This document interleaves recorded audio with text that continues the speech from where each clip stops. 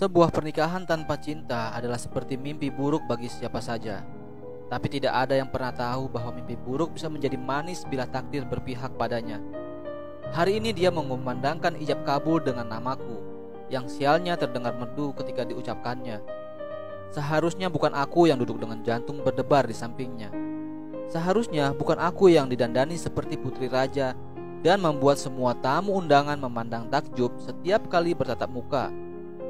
Laki-laki itu yang sekarang mungkin boleh kusebut suamiku, sebenarnya adalah pacar sahabatku sendiri. Dan dia membenciku setengah mati. Sudah terbayangkan bagaimana nantinya pernikahan ini akan berjalan. Aku meremas kain kebaya yang membalut tubuhku dengan indah. Tanganku berkeringat dan jantungku luar biasa berpacu. Aku melihat Nancy memandangku dengan tatapan benci sekaligus terluka. Kuakui ketegarannya menyaksikan pacarnya menikahi sahabatnya sendiri. Tapi bukan aku yang menginginkan pernikahan ini. Aku memang pernah menyukai Adrian, suamiku dahulu, saat kami masih duduk di bangku kuliah sebelum dia mengenal Nancy. Tapi untuk bermimpi menjadi temannya saja aku tidak berani.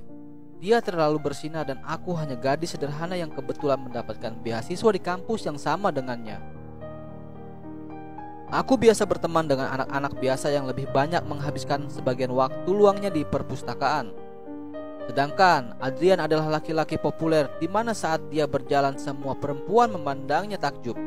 Ada yang menundukkan wajahnya malu dan ada yang terang-terangan berteriak mengucapkan kata cinta ke arahnya.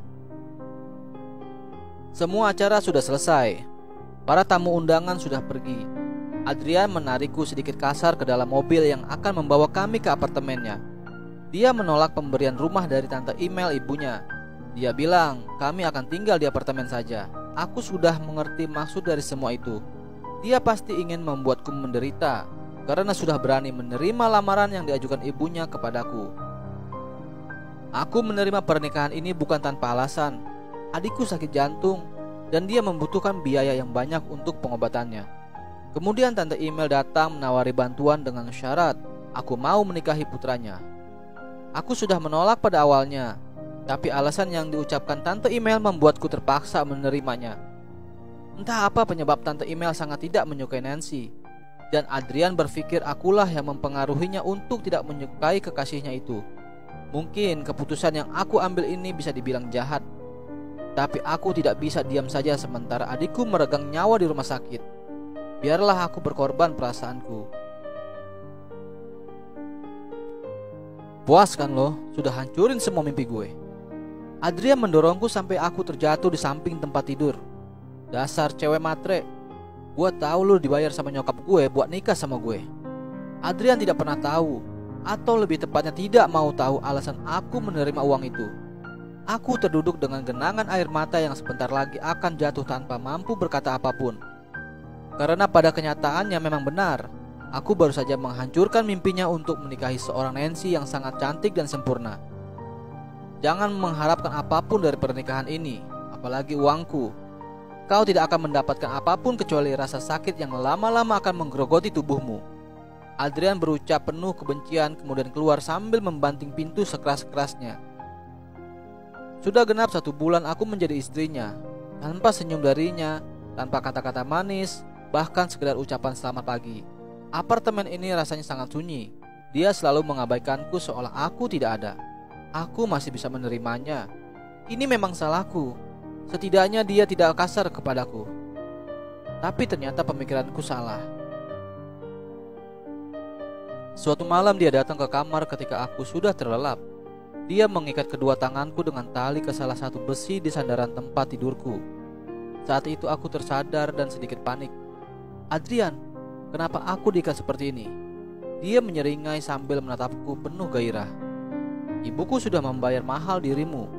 Bukankah rugi kalau aku tidak menggunakannya apa yang sudah dibelikan ibuku untukku? Aku panik. Apa yang akan dilakukannya? Aku menarik-narik ikatan tanganku tapi sangat kencang. Tanganku sedikit lebam dibuatnya. Mari kita mulai permainan kita, ucapnya sambil tersenyum menakutkan. Tubuhmu lumayan juga. Kenapa kau tidak menjajakannya di klub malam saja? Percayalah padaku, kau akan mendapatkan lebih banyak uang di sana. Dia menaikkan satu alisnya sambil memandangku sedikit berpikir. Nanti saat permainan ini selesai, beritahu aku sudah berapa puluh laki-laki yang menjamahmu. Air mataku sudah mengenang di pelupuk mata. Sakit sekali mendengar setiap hinaannya. Sungguh, aku bergandengan tangan dengan seorang laki-laki saja tidak pernah. Tidak usah buatkan aku sarapan. Aku benci bau masakanmu. Adrian membanting piring berisi nasi goreng yang baru saja aku masak. Aku diam di samping meja makan sambil menghapus air mata yang mulai menetes. Air matamu tidak akan merubah apapun, jadi berhentilah menangis. Kau membuatku semakin muak saja. Dia menyambar tas kantornya dan keluar sambil membanting pintu dengan kencang. Aku merosot jatuh ke lantai sambil masih sesegukan menahan sesak di dada. Dia sebenci itu dengan aku. Aku membersihkan pecahan piring dan nasi goreng yang berantakan di lantai sambil sesekali menyeka air mata yang anehnya tidak mau berhenti. Hari ini seperti biasanya, aku menghabiskan waktu di dalam apartemen karena setiap hari Adrian akan mengunci pintunya dari luar. Dia tidak mengizinkan aku keluar dari apartemen ini. Tidak memperbolehkan aku bergaul dengan teman-temanku seperti dulu. Hanya jendela tempatku melepas penat. Di sana aku bisa menikmati indahnya kota Jakarta dan ada balkon tempat aku menjemur pakaian. Ponselku bergetar. Ada nama adikku di sana. Aku segera mengangkatnya panik. Aku sedikit paranoid setiap menerima telepon darinya. Aku takut keadaan adik kecilku memburuk. Halo Dik, ada apa? Ucapku memburu. Dika adalah adikku yang besar. Dia sudah duduk di bangku kuliah sekarang. Dan selama aku menikah dengan Adrian, dialah yang bertugas menjaga Reka adikku yang paling kecil. Kondisi kesehatannya tidak terlalu baik, jadi dia butuh pengawasan yang ekstra.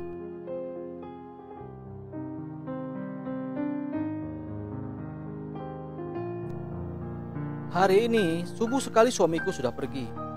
Seperti biasa, dia tidak memberitahuku mau kemana atau sekedar berpamitan. Ku hembuskan nafas pelan. Sebenarnya hatiku sangat lelah menghadapi sikapnya. Tapi aku sudah menerima apapun konsekuensinya dari awal. Kamu tetangga baru ya? Aku terlonjak kaget mendengar laki-laki di sebelah kembali mengajakku berbicara. Iya, jawabku singkat. Ku percepat kegiatan menjemur pakaian, ingin segera masuk dan tidak perlu menanggapinya terlalu lama. Namaku Dima, salam kenal. Kamu siapa? Ucapnya ramah. Sebenarnya mungkin dia bukan orang jahat, tapi aku takut Adrian marah jika aku berkomunikasi dengan orang luar. Lisa, ujarku singkat kemudian beranjak masuk membawa ember tempat cucian tadi. Salam kenal Lisa. Masih kudengar teriakannya dari luar. Tanpa sadar aku tersenyum. Dia sepertinya pribadi yang ceria terlihat dari nada bicaranya. Mungkin saja aku boleh sedikit berharap bisa memiliki seorang teman seperti dia. Ku hembuskan nafas pelan. Seandainya aku berhak mengharapkan sesuatu. Adrian masuk dengan raut wajah kesal. Dia berjalan mengabaikanku menuju kamarnya. Lisa, di mana kau letakkan dasiku yang berwarna marun? Teriaknya dari dalam kamar. Ku hembuskan nafas pelan sambil berjalan menghampirinya. Dia sedang mengacak-ngacak lemari yang susah payah aku rapikan. Ku buka laci bawah dan memberikan dasi yang dia cari tanpa berbicara sedikit pun. Kemarin dia mengatakan sangat membenci suaraku dan tidak ingin mendengarnya lagi. Apa seperti ini kelakuanmu kepada suami? Aku menatapnya heran. Apa aku terlihat seperti tembok di matamu? Kalau aku bertanya, jawab. Jangan diam saja seperti orang bisu. Benar kan? Aku salah lagi. Di matanya aku tidak pernah benar. Sebenarnya apa maumu? Entah kekuatan dari mana aku bisa berani mengatakan hal ini. Dia menaikkan satu alisnya sambil memandangku tidak suka. Kau bilang tidak suka suaraku, karena itu aku tidak berbicara. Katakan padaku, apa yang harus kulakukan? Aku tahu aku salah, tapi kamu sudah keterlaluan. Air mataku sudah ada di pelupuk mata. Dia menghembuskan nafasnya kasar sambil memandang penuh kebencian. Kalau sadar kau salah, kenapa tidak menolak? Aku tidak bisa menolaknya. Dia tertawa mengejek sambil bersedekap memandangku. Kenapa? Uang yang diberikan ibuku terlalu menyilaukan. Begitu kan? Aku memandangnya penuh kesakitan. Menjelaskannya pun aku rasa akan percuma. Ayo kita buat perjanjian. Entah dari mana asalnya, hingga akhirnya aku mengucapkan kalimat itu. Kuhapus segera air mata yang mulai menetes. Kalau kau mengurungku di sini, bagaimana aku bisa mengganti uangmu? Biarkan aku bekerja dan aku akan mengganti uangmu sedikit demi sedikit. Aku tidak akan mengusik kehidupan pribadimu. Begitu juga dengan kau, tidak boleh mengusik kehidupan pribadiku. Ayo kita jalani hidup kita masing-masing, sampai kau berhasil meyakinkan ibumu dengan pilihanmu. Maka kita akhiri semuanya. Aku akan bantu meyakinkan ibumu tentang Nancy, juga agar kamu cepat selesai. Dia tampak berpikir menatapku. Baiklah, tapi aku butuh hitam di atas putih untuk memastikan kau tidak akan ingkar. Aku mengangguk. Baik, kau buat perjanjiannya, aku akan menandatanganinya. Sebaiknya memang seperti itu. Aku tidak suka terus-menerus bertengkar dengannya. Baiklah, aku harus pergi sekarang. Nanti malam aku bawa surat perjanjiannya, ujarnya sambil melangkah dengan tergesa. Kuhembuskan nafas lega. Yang harus aku pikirkan sekarang adalah bagaimana mencari pekerjaan, karena aku harus mendapatkannya sesegera mungkin.